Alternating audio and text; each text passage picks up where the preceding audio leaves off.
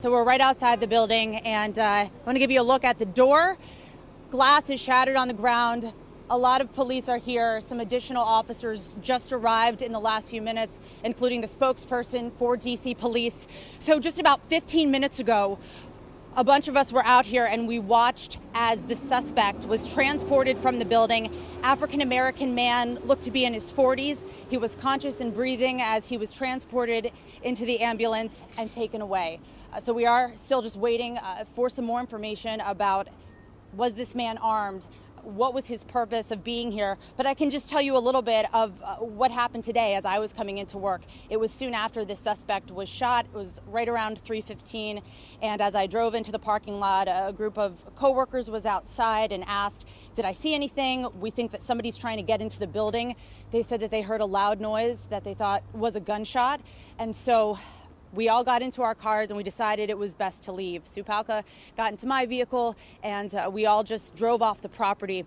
We didn't get too far. I called into the station to see what was going on and got the message that it was all clear.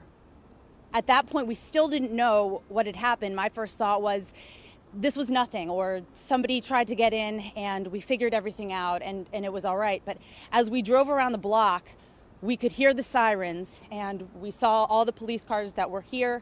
We saw a fire truck arrive, and as we continued to drive around the block here, more first responders came on scene. And so we knew that this wasn't just a case of confusion or some kind of mistaken identity. So it was before I could even walk into the building that I found out that someone here had been shot by a security guard.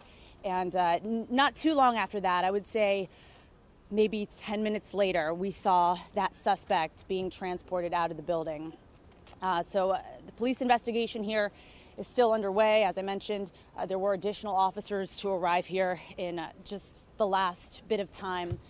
Certainly very surreal to be outside your workplace covering something like this and just wondering what this person's intent was and what they were doing here and what could have happened. And so we'll continue to stay out here. I'm hoping to motion over to the police spokesman